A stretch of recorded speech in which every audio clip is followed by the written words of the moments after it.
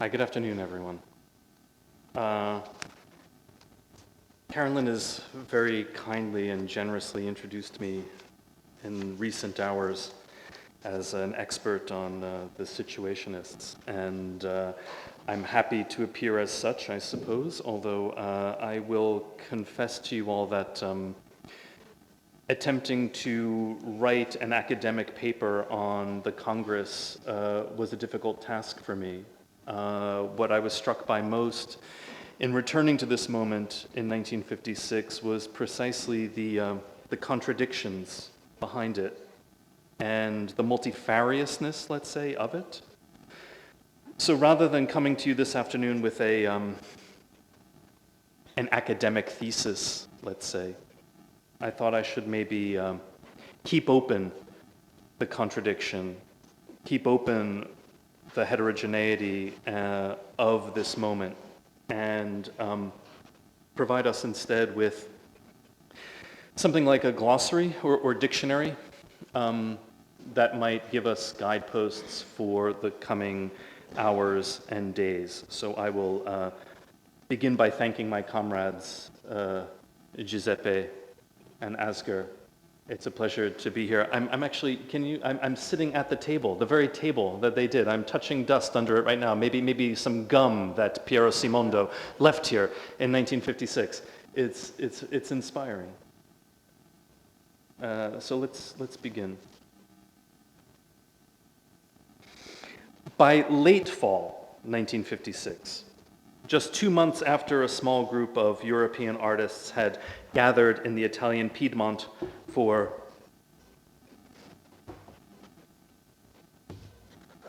open-ended discussion of the contemporary position of culture, its outcome already appeared to be a foregone conclusion. When the tiny Parisian journal Potlatch, the irregularly published bulletin of the Leftwing Internationals, ran a summary of the proceedings, it didn't even bother to mention the full title of what they described as that Congress held in Italy in the city of Alba, convened by Asger Jorn and Giuseppe Galizio on behalf of the international movement for an Imaginist Bauhaus. It was instead content to record that the viewpoints articulated there were perfectly in line with the Leftwing International program on urbanism and the uses that can be made of it. The story told in the Alba platform, its streamlined version of what took place between September 2nd and 9th at the First World Congress of Free Artists, would become accepted wisdom. This idea that what happened in Alba prepares the way for the foundation of the Situationist International 10 months later. That there's very little significance in this moment in and of itself, but rather simply in what it points toward. That story is, of course, correct as far as it goes. But told in this manner, it's perhaps too settled, its narrative too pat, its conclusions already known in advance. Beneath the neat story of the founding of the SI lies a richer story of artists and thinkers who were attempting to identify critical approaches toward their mid-century world. Galizio, for his part, would describe the Congress afterward as having been an enormous, unknown chemical reaction, which perhaps better captures its lived contingency and uncertainty. Our task, approaching this history from a moment over 50 years later, is then to return to those constituent elements of what we might call the Alba reaction, as opposed to platform, to find what it might yield of potential use to us today. This glossary that I hope to offer, a cast of characters, atlas of places, and catalog of ideas, is a modest contribution to that endeavor, a toolkit for use and reference in the coming conversations. From the 1961 edition of the Italian Touring Club Guide for the Piedmont, Alba rises in the Langa settentrionale, Bassa Langa, between fertile wine-growing hills. Maybe it was too much wine at lunch. We should only hope. fertile wine-growing hills, as our bus ride this morning could well attest.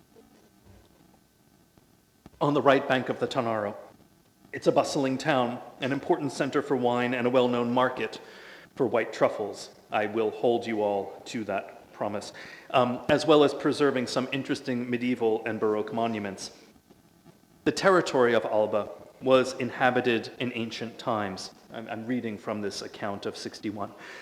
An extensive outdoor prehistoric site, considered one of the fundamental cornerstones for understanding the prehistory of northern Italy, was in fact found to the southeast of the city. The excavations, begun in 1878, brought to light a considerable quantity of material disposed in a stratification that goes from the Neolithic age to the initial phases of the Iron Age, with a particular abundance of relics from the Bronze Age. The city center, which had belonged to the Liguri Statiatelli, was conquered by the Gauls under Bellovesus and then passed to the Romans around 100 BC. It was then a municipium called Alba Pompeia in honor of Pompeius Strabo.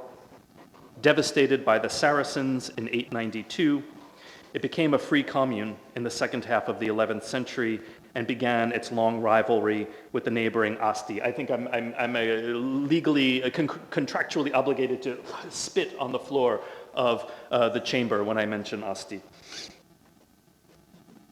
I thought that would be funny, but I mean, maybe it's not. I don't know, whatever. Okay, fine. I'm trying, you know.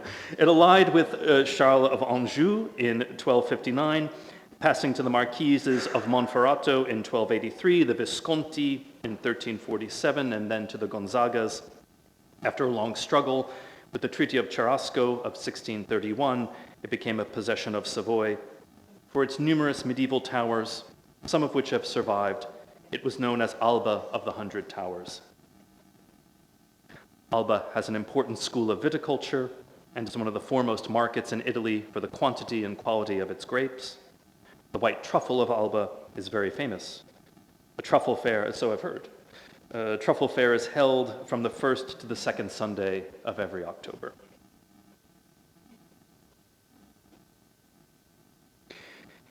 In mid-August 1955, Galizio and his mentor-collaborator Piero Simondo arrive in Albisola to exhibit their new works on the walls of the Bar Lala.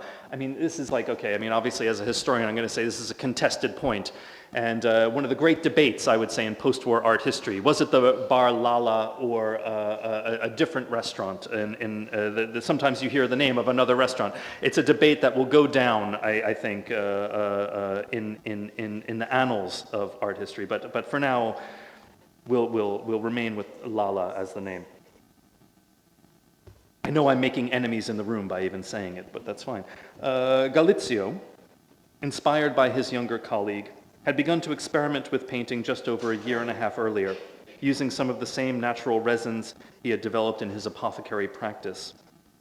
During their stay, Galizio and Simondo will get to know many artists, but most importantly, Asger Jorn, who had begun summering in this seaside town, the capital of ceramic art in Italy, the previous year.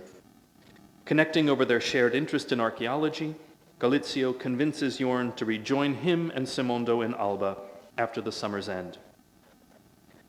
Galizio would remember their fateful meeting there in his journal as a turning point in the freedom of research.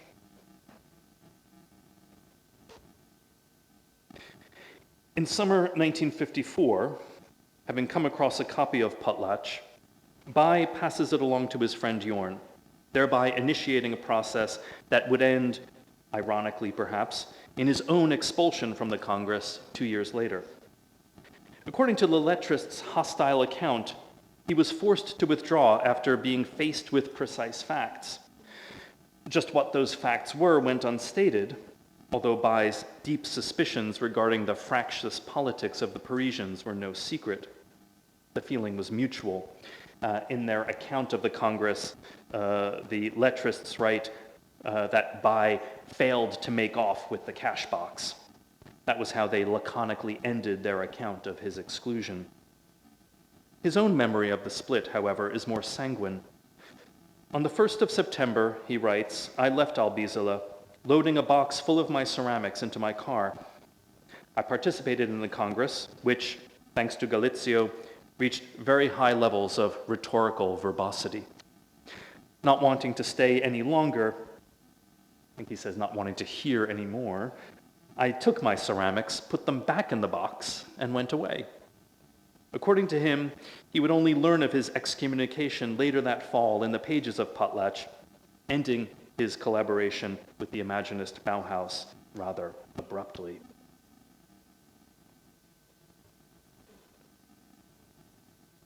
The Imaginist Bauhaus. Well, it was one of Jorn's, of course, post-Cobra collectives, initially conceived in 1953 as a critical response to the establishment of the Ulm School of Design. Max Bill, one of Ulm's founders, had promoted its teaching as a revival of the pedagogy of the interwar Bauhaus, although now focused solely on questions of design. Jorn had perceived its exclusion of so-called free artists, that is, artists whose work had no instrumental end in industrial production, as a fundamental betrayal, and began an extended polemic against Bill and the new school. But what does that strange term Imaginist mean? We get a sense in a citation of Gaston Bachelard's Air and Dreams, found in a Jorn essay of the mid-1950s. So Jorn quotes this following passage from Bachelard. We always think of the imagination as a faculty that forms images. On the contrary, it deforms what we perceive. It is, above all, the faculty that frees us from immediate images and changes them. If there is no change or unexpected fusion of images, there is no imagination. There is no imaginative act. Imagination, in other words, frees us from the mere imitation of reality, the mere repetition of reality in our thinking. It's a potential, a power that allows us to produce new images instead of adjusting to reality as it's already given. Jorn was drawn to this concept of the imagination as a creative power, acting through deformation or metamorphosis. He saw it as the triumph. He saw it as the triumph of the pleasure principle over reality. The inventive capacity of man, he wrote, and I'm going to, throughout this talk, I suppose, use the original language in its gender specificity, because I think it's true to that moment in a way, but let's say humanity's inventive capacity is due to the fact that they are able to deny a reality that displeases them and destroy it in favor of inventions from which we expect to derive pleasure.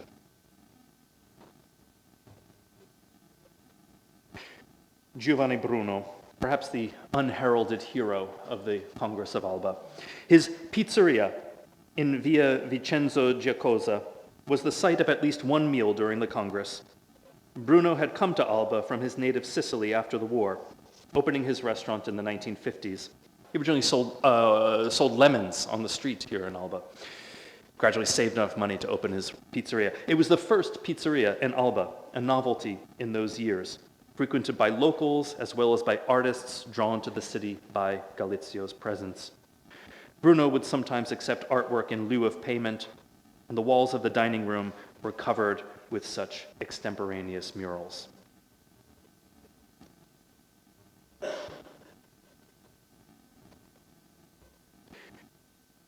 Within the context of UNESCO, a European Council for Nuclear Research was established in the early 1950s, with its laboratory based outside of Geneva. Among its work on particle physics, important research on antimatter takes place here. With the Imaginist Bauhaus, Jorn laid claim to the same resources. He writes, Asger Jorn, "We ask for the same economic and practical means and possibilities that are already at the service of scientific research, with the great results that we know. Artistic research is identical to human science, which for us is a partisan science. This research must be conducted by artists with the help of scientists. The first institute ever established for this purpose is the Experimental Laboratory for Free Artistic Research, founded in Alba on September 29, 1955. Such a laboratory is not an educational institute, but serves rather only to offer new possibilities to the artist in their field of experiment. But I think what's important for us here is to understand that Jorn is demanding more than mere economic support for the arts. That this claim rather responded to the same exigency expressed a decade later by Jürgen Habermas, when he asked, how can the relation between technical progress and the social life world, which today is still clothed in a primitive, traditional, and unchosen form, be reflected upon and brought under the control of rational discussion?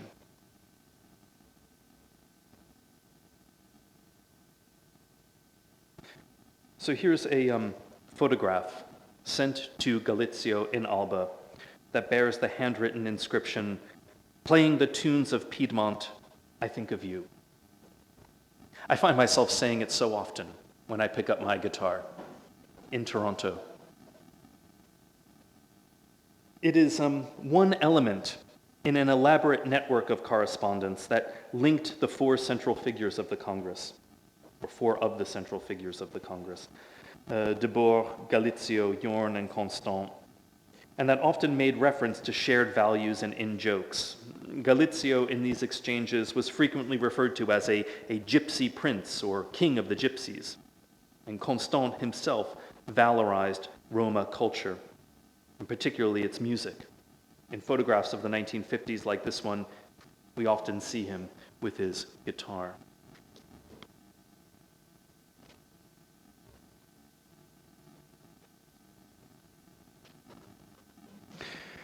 The work of the Congress was complemented by an exhibition of paintings and sculptures by its artist participants, made during their stay in Alba at the experimental laboratory of the Imaginist Bauhaus.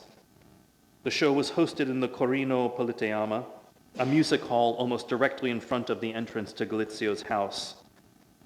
Scattered among the works on view were derisory slogans, as you can see in these two images.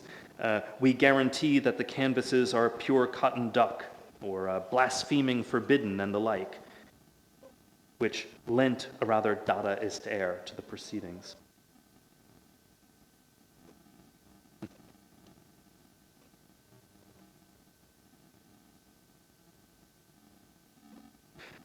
Debord certainly intended to represent the Leftwing International at the Alba Conference, but like Liam Gillick, he was stymied from attending. Unlike Liam, he was stymied by the French army, who seized Debord unexpectedly and accused him of being in an irregular situation bordering on draft dodging, insoumission in French. We are reminded that this was, after all, in the midst of France's war against Algerian independence. Debord claimed various mental and physical disorders to get out of being drafted into the French army, and was placed under observation in a military hospital from which he was released, definitively reformed after having quite demoralized the army, he wrote to a friend, from which he was released only after the Congress had been concluded. Nevertheless, his was, along with that of Jorn, thank you, Jorn, the defining presence in those 7 days. It was his words that were printed on the final page of the program, and his words that were spoken in the town hall by Volman. In his eyes, at least, the entire aim of the proceedings was to create the basis for a merger of his Parisian group and the Imaginist Bauhaus, or perhaps more accurately, the subsumption of the latter into the former. The Congress was, for him, one long step toward the realization of a situationist international. I mean, in a way, there's like a program of re-territorialization, let's say, in this for Debord. And I think one of our aims today should be reversing that procedure, opening this moment back up to its richness, let's say. Well, we often hear Galizio described as a pharmacist. But for Americans like myself, at least, it conjures up, that term conjures up the wrong image. I mean, he was less the mild-mannered dispenser of medications, counting pills out for his clientele, than a proper apothecary, someone preparing medicinal drugs or compounds himself.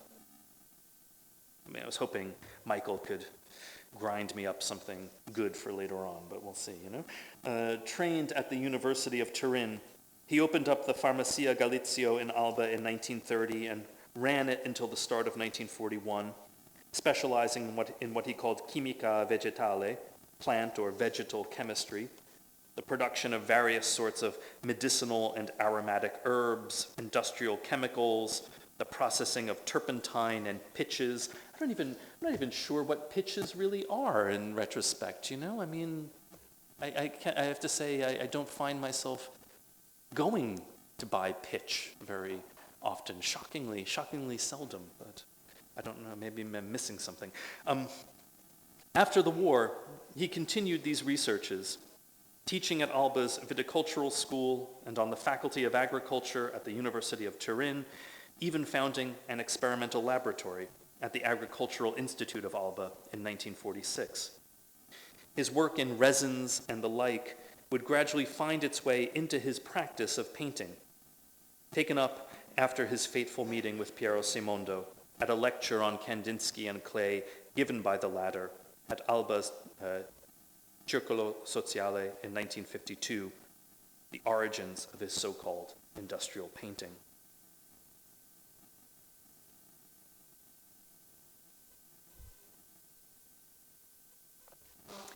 In September 1955, the Congress for Cultural Freedom, an institution dedicated to fostering an international anti-communist consensus among intellectuals during the Cold War, and a famous, of course, CIA front, held a conference in Milan. As part of the Future of Freedom, as the conference was called, American sociologist Daniel Bell proclaimed the collapse of the Marxist project in the West in the face of widespread disenchantment and the dawning of an age of technocratic pragmatism, what he famously termed for the first time in Milan in 1955, the end of ideology. But, as de Boer remarks at the close of his account of the Alba Congress, such a vision was belied by the stirrings of a new revolutionary wave, however fitful, evident, as he writes, in the pressure of the masses in the USSR, Poland, and Hungary, as in the successes of the Algerian insurrection and the major strikes in Spain. The near future of these developments allows for the greatest hopes. And I think here in that tension between a widespread conviction of the end of ideology and, on the left at least, this hope for a new opening in the wake of Hungary, Poland, decolonization and the like, I think that tension is really absolutely defining of this moment in 1956, defining of the possibilities of the Congress and what it's responding to.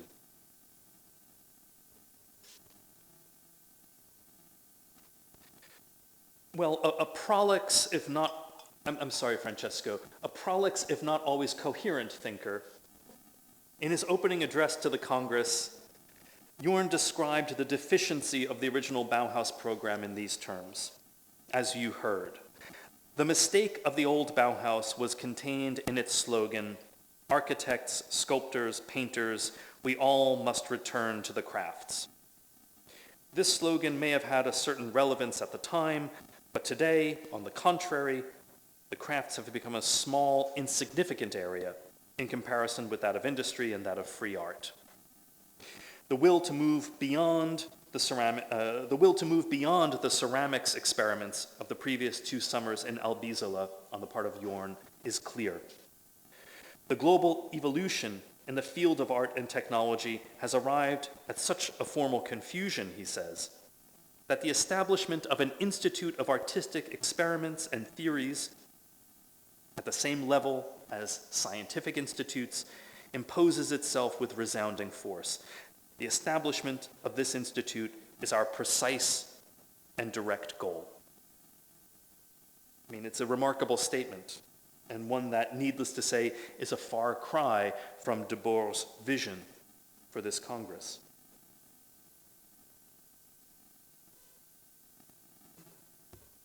In a drawing of 1922, Paul Klee delineates his attitude toward the objectives and structures of the Bauhaus. A star-shaped, it's Klee on the right, of course. A star-shaped figure represents the structure of the curriculum. The center bears the inscription building and stage, and the outer rings are labeled with the different areas of training.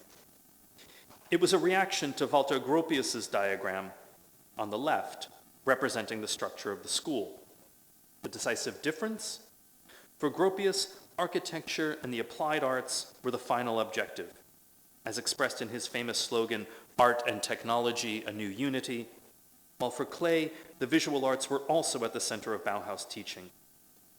This tension at the original Bauhaus would be referenced in the Congress program, which you saw over at the church earlier this afternoon. Two Czech artists were invited to participate in the Congress, Jan Kotic and Pravoslav Rada. They were the only two attendees from outside Western Europe.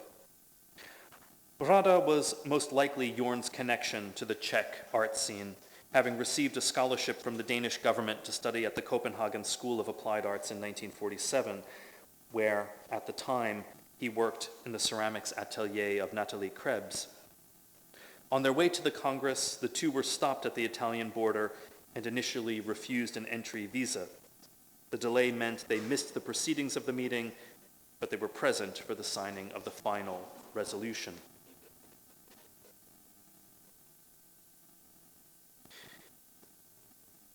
The Leftwing Internationals program was outlined at the Congress by Gilles G. Vollmann, who served as the group's delegate and delivered what was undoubtedly its most influential intervention, written, as I've mentioned, by Guy Debord. It contended that traditional artistic categories had been rendered obsolete.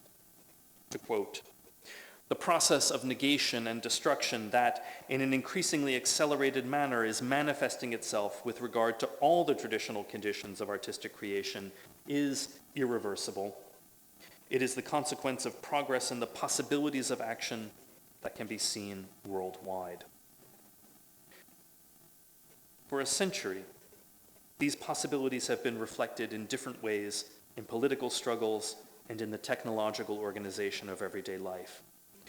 With these possibilities themselves rapidly evolving, recourse to or continuation of the old order, as regards all intellectual disciplines, is definitively doomed to failure. I somehow feel like my very presence here implies the opposite, but it's my luck, I suppose.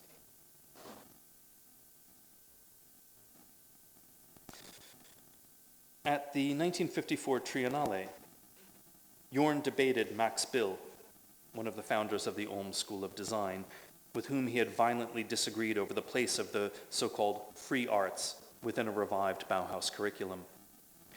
Bill's position was, in many ways, a post-war reiteration of the old notion of the applied arts, the Kunstgewerbe. That notion of dissolving the autonomy and specificity of art into what Thierry Dedeuve has called a general practice of the environment, returning artistic production to its place within the life world. All the ideals of purity and disinterestedness that had once been attributed to art would now be invested in the social practice of design. But if Bill and his cohort aspired to act on the social, and thus on the real, Jorn would point out that they did so only at the cost of continually denying the level of the imaginary, the level of the imaginaire. An Imaginist Bauhaus responded precisely to this exigency.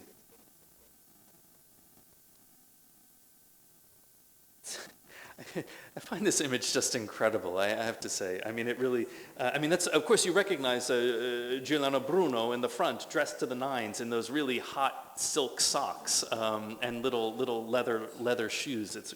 He was a very well-dressed, very good dresser, not only the owner of the only pizzeria in Alba, but they look so bored. They look terribly bored. I feel like there should be a photo like this, like that, but I shouldn't have told you like something funny, because you should look as bored as you did like a minute ago. But anyway, there we are. Okay. Well, located in the center of Alba, on the north side of the picturesque Piazza Risorgimento, the simple Palazzo Comunale, home of the municipal government, was the site of the Congress sessions. Although they seem to have removed, the paintings were here at least by the early 1960s. And there seems to be the same plinth that you're standing behind there, but maybe they were worried at a certain amount of, a lack of sanctity in the proceedings. So they took Macrino d'Alba out. I'm not sure what that story is. But it's no wonder that the Congress began here. I mean, Galizio had been a member of the municipal council since 1945, when the Committee of National Liberation had appointed him to his post. Subsequently elected as an independent on the Christian Democratic list, sort of shocking, his politics would soon move to the left, and he ran for re-election in 1951 on a mixed communist-socialist PCI-PSI list. But someone, of course, who was central to not only the artistic but the political life here in Alba. And also to, an important link to the animal life here in Alba, to donkeys. Galizio was, of course, fascinated by the culture and popular traditions of Alba, and he was instrumental in reviving the medieval custom of the Palio degli Asini. The origins of this donkey race are a mixture of historical fact and legend, coming out of the rivalry between Asti and Alba. But I would simply say that Galizio revives this medieval custom in 1932 after Asti had prohibited jockeys from Alba from running in their local palio. So he decided to once again mock the ancient enemy by organizing a prize race with donkeys, which has since become, of course, a prominent component of the annual truffle fair. I've done my work, you see. I don't just fly in with, yes, hurry. Quick, wrap it up. Okay. I'm gonna get, I thought I have, well, okay. I still have 13 minutes, but I'm gonna wrap it up. We're just gonna do three more entries.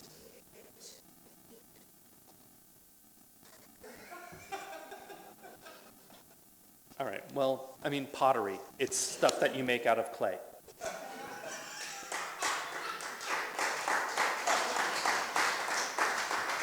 Oh, that gets applause. I've been reading all this great stuff, and, it's my, dismissive comment. Okay, well, anyway, let me say a couple words about prehistory and one more thing, and then I will be done. Galizio's interest in prehistory, obviously the whole point of the paper is going to be lost now, but it's fine, all right. Galizio's interest in prehistory goes back to his teenage years, when he inherited the library of Giovan Battista Traverso, a mineralogist, paleontologist, and mining engineer who had conducted various digs in the clay pits around Alba in the later 19th century. Galizio would resume his excavations after the war, organizing surveys in the clay quarries and in construction sites. What he found would be donated to the Civic Museum of Archaeology and Natural Sciences in Alba. This shared passion for prehistory would of course become the initial basis of his friendship with Jorn. For both Jorn and Galizio, the prehistoric past provided a means to make local or regional claims against a dominant Latin classicism. For the former, for Jorn, this was tied to a kind of northern Scandinavian idiom as opposed to a hegemonic French aesthetic. For Galizio, it was undoubtedly a way to counter the fascist reconstruction of Italian history around a particular Roman genealogy. But at a deeper level, this interest in prehistory, particularly in Galizio's case, echoes Walter Benjamin's thesis that the ceaseless production of the new, what he called the ruins of modernity, conjures up wish images, fantasies embedded in the collective unconscious that hark back to visions of humanity's primal past. The new, in other words, invokes the old, not as a regression, but rather as harbingers of the utopia of a classless society. The egalitarianism of so-called primitive communism meets the realm of freedom precisely where productive forces unleash their full potential. In the 1950s, that no longer means simply the factory floor, but also the laboratories of technoscience. Galizio's Cavern of Antimatter combines the most recent researches of particle physics and Lascaux, the deepest human past. I'm so proud of this, too. I was going to say something about Herbert Marcuse and psychic thermidor. We won't worry. I was going to talk about the railway station here in Alba, an important landmark. I was going to talk about Khrushchev's secret speech to the 20th Congress of the Communist Party in February 1956. I have to say a word about Piero Simondo. Looking back upon the 1956 Congress years later, Simondo remarked to an interviewer on the tensions present in the gathering. He says, "In the idea of the Imaginist Bauhaus, there was something of the old Bauhaus, linked to the intention of achieving something through the relationship of art with industry and science. It was one of the things that interested Jorn, even at the same time as it clashed with his convictions. Jorn, who saw anything that seemed to compromise his principle of creative freedom as a diversion. De Boer, too, saw these things as a diversion, but for quite different reasons. For him, the problem was posed only in terms of a more or less direct political action, a road on which the Situationist International would be shipwrecked. In the relationship of art and revolution, for De Boer, art must disappear, leaving only the idea of revolution, a revolution that would be carried out even against art itself. I, Piero Simondo says, I dissociated myself from these things. So in 1958, I, along with my wife and Walter Omo, we were all out." I'm going to say something about Ettore Sottsass. I'm going to say something about Horkheimer and Adorno. I'm going to say something about unitary urbanism. I will say something about Elena Varone. In every photograph from the Congress in which she appears, you saw some earlier in my presentation, Varone covers her face. A gesture of modesty that's also a form of anonymity. And this despite her crucial role as mediator among several members of the Congress. I mean, literally without her presence, none of this history would have taken place. These pictures might serve as emblems, however, of the place of women more generally at this moment in the groups that would assemble at the Congress. They were present, perhaps, but only upon condition of their invisibility, and almost always tied to better-known male figures. We have to confront the complicated gender politics of this moment. As this radical neo-avant-garde embraced a program that sought to conjoin art, science, and urbanism in some greater unity, women would no longer even serve the potentially disruptive function they had possessed in however compromised a form as surrealist muse and embodiment of the unconscious. I mean, not even that would any longer be available.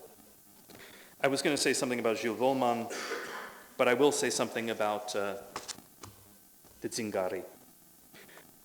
And I'll conclude. Looking back on New Babylon, in 1974, Constant recalled its origins. For many years, the gypsies who stopped a while in the little Piedmontese town of Alba used to draw up camp beneath the roof that once a week on Saturdays houses the livestock market. There they lit their fires, hung their tents from the pillars to protect or isolate themselves, improvised shelters using crates and planks left behind by the traders. The need to clean up the market every time the Zingari passed through led the municipality to deny them access. They found themselves assigned, in compensation, a grassy patch of land on one of the banks of the Tanaro, a small river that runs through the city, the most miserable of patches. That's where I went to see them in December 1956, along with the painter Pino Galizio, the owner of this rugged, muddy, desolate terrain that he had given them. From the space between a few caravans, which they had closed off with planks and oil drums, they had made an enclosure, a gypsy city. That day, I conceived the plan for a permanent encampment for the gypsies in Alba, and that project is the origin of the series of maquettes of New Babylon. Of a New Babylon where, under one roof, using movable elements, a common home is built, a temporary, constantly remodeled dwelling a camp for nomads on a planetary scale. We might fruitfully consider Constant's project a post-war exemplar of what cultural theorist Svetlana Boym termed an architecture of the off-modern. She describes this idea of the off-modern as an alternative modernity, one that stands apart from the straight narrative of progress that long governed the logic of the avant-garde. It is instead characterized by oblique moves, by zigzags, spirals, and diagonals in its exploration of the side alleys and lateral potentialities of the project of critical modernity. It's less a history of utopias and their ruins than of imaginary topographies that provide models for the future. An apt characterization, after all of that enormous unknown chemical reaction that took place in Alba in 1956. Thank you.